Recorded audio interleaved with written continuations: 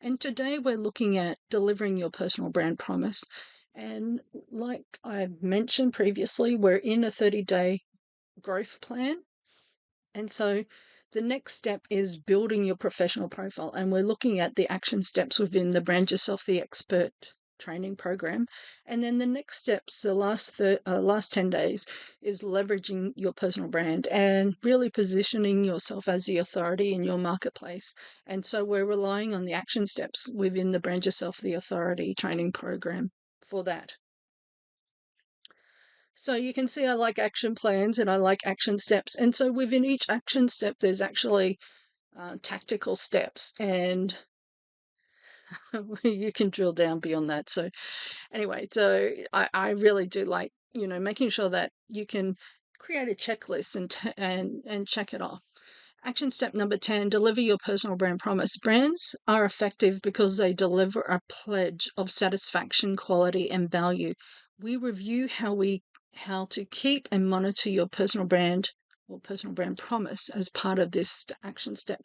It's really important that we think about your brand and your reputation and your brand trust and trustworthiness as a kind of a package, because and ultimately, when you think about what is your brand promise, have you developed brand trust? Have you, how does that impact on your brand reputation? Ultimately, that impacts on your brand equity as well. So I always talk about the fact that your brand is a reflection of what you're capable of. And it really needs to show people what you are capable of. And as we move into the next step with Brand Yourself the Expert, this is where I want you to get to, is where you can be packaging your expertise and identify yourself as an expert. And I have a really great colleague, Deborah Thompson-Radel from 3 Door Media in the US. And she says, when it comes to branding and creating your celebrity image, there is no better expert on the subject than Rachel Quilty of JumptheQ. Rachel's professionalism, quality, and attention to detail is exemplary. She not only walks the talk, she gets the results for her clients and her students worldwide in terms of brand recognition. It's my pleasure to recommend her to you if you are looking to go to the next level with your personal brand to achieve greater success. So Deborah and I hired a suite in Hawaii, Honolulu, and Deborah came across, and I was creating strategic plan and the content, and she was helping me build out my membership sites, etc. So, extraordinary woman to have supporting you if you have an opportunity to work with her. So, and we literally had a 24-hour shift because her partner in crime was in Phoenix. She was in Hawaii. I was in Hawaii, and I was, let's see, I worked in the morning, literally most of the day. She worked into the evening, and then her partner was working because of the time zone, working to meet me in the morning. So we literally had this 24-hour roster going on. So action step number 10. And obviously, if you're in Honolulu, you have to go and see Pearl Harbor, and you have to spend like literally a day going through Pearl Harbor. It's one of my favorites, and I've had an opportunity as part of my work and a corporate event to actually have dinner on the USS Missouri that's now decommissioned. So, but it's parked up at Pearl Harbor. One of my favorite attractions. Okay, so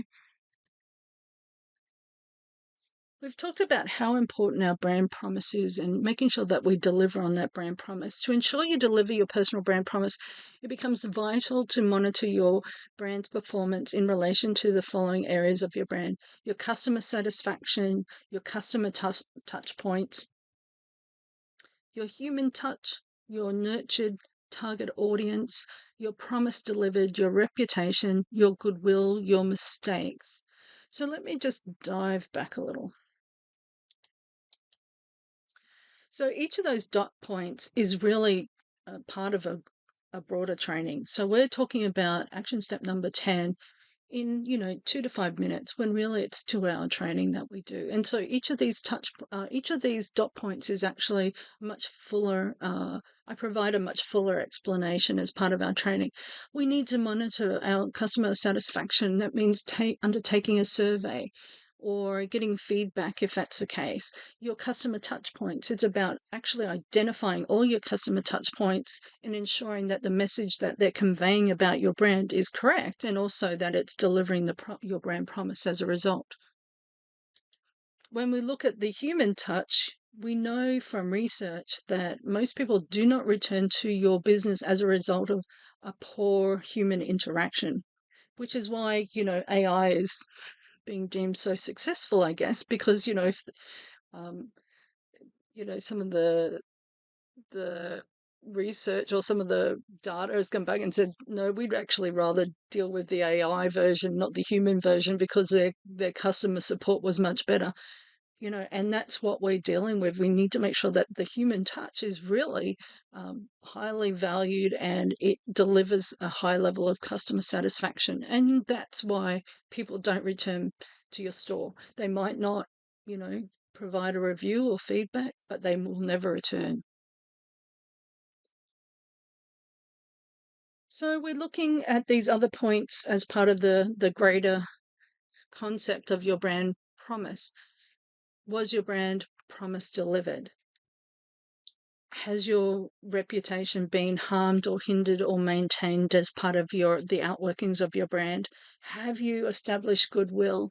And I can't emphasize highly enough how important goodwill is to your brand and how important it is to actually be prepared to accept feedback, to accept criticism, to say I'm sorry, apologize for any problems that occur, and actually generate goodwill. I always think that if there's ever a problem, it's a perfect opportunity to get feedback. And it's always a perfect opportunity to actually build a relationship with a client, because then you can go into how can I resolve this issue. And as part of this issue, I often talk about, you might have heard of the 5 love languages. Well, the next book in the series is the 5 languages of apology. And once I read that, I went, wow, this is really incredible insight, because often you can apologize, or you can expect an apology from somebody, or you're looking for some kind of apology, and it's just not fitting the bill. It's kind of like, I don't feel supported in this. And that book actually explains it in your love languages. So it's really quite neat, and it works so beautifully. It makes absolute perfect sense that you understand the love languages of your clients. And so you can deliver your brand promise in it, but also if they need an apology, you can actually support them in that as well. And look, there's always something going on with business. You're to deliver perfectly orchestrated goods and services is almost impossible. And so there's always going to be an opportunity to, apologize or get feedback or respond to feedback or get some kind of, message about how you might improve your brand. And so it really isn't a negative. It's really a positive situation. So always be prepared to dive in there and generate goodwill, because if you respond positively to that feedback, it's almost inevitable that you can kind of turn that around. So I talk about your mistakes as well. What have you learnt from them? So when we think about your customer satisfaction, basically a successful brand has 2 masters, I say. The brand's owner, or the corporation, is one, and the other is the brand's customers. And that's why I mentioned earlier that you do need to survey them. You need to monitor them. You need to get feedback from your customers. And, on one hand, I'm talking about, mistakes and feedback, and are you delivering on your promise? But it's also an incredible opportunity to get testimonials, endorsements, and get positive reviews, and really make sure that you're tracking really well with your brand promise. We talked about reviewing your touch points. Every opportunity, whenever your brand connects with your desired or preferred prospect or client, you're actually creating a touch point. And every one of those touch points, and in a small business, there's hundreds, in a large business, there's thousands. So you need to really start listing those out and identifying what the message is that they're delivering. And you really just need to improve any areas that may have fallen short of your standards. Successful communication occurs when performance matches the image.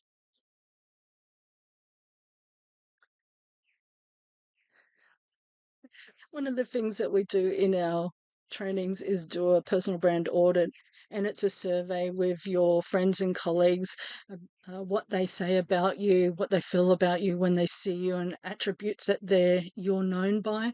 And we do this at the front end of the training and at the end of the training as well. So it's a really nice opportunity to kind of hear what people say about you. And what I discovered is I don't know how many clients I had that said, Rachel walks her talk. And it was like, isn't that amazing that so many people that are totally disconnected, they're in different sides of the world, are actually saying the same thing about me? It's really nice and very positive to have that kind of endorsement. Obviously, it creates a high standard too, that you need to be continually walking your talk. And so now I say that my goal is that my walk is louder than my talk. So we start to look at this brand assessment. What's your brand promise? And I talked about the return on investment.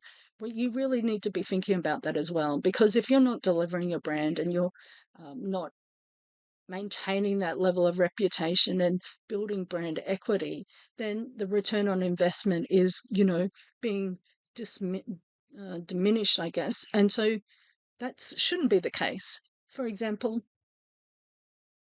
our clients, like for me, this is how I consider return on investment. And it was a great lesson to learn. I did Robert Kiyosaki's 3-day weekend. I spent $2,000 doing it. And I went out, I resigned, I was engaged the next day on 3 times what I was being paid. And I was able, after like 10 weeks, to get a deposit on a property. So I bought a property in Brisbane, in an inner suburb of Brisbane, and I made $200,000 when I sold that a few years later. So I always think of that in terms of return on investment. I spent $2,000 and I generated 200,000. So it's good return. And that's how I think about your spending money on your personal brand and, like, say, purchasing a training program. $2,500, I would be expecting you to be, easily able to make $250,000.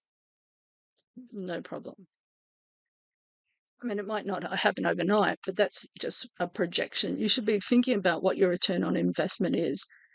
And, that's not legal advice, or that's not me kind of guaranteeing you an income like that. But it's one of those things you need to be thinking and kind of making an educated decision about what you want to achieve as a result of this investment. And, often people purchase products, purchase trainings, and they don't think about the return on it. And they don't think about what opportunities might be beyond the training, in real terms. Not, they might think, oh, well, I'm likely to be more successful. But the point is, like, just how successful? What are you trying to achieve? Have you put kind of a figure against that? Okay, so let's kind of conclude our session today. We really need, as part of our brand promise, to be honest about how we're currently branding ourselves. Are we the only choice brand? Are we a generic brand? Are we number one, or are we number 2 or 3, or are we somewhere down the ladder a little? One of my resources that I would love for you to go and grab is at the brandyourselfblueprint.com.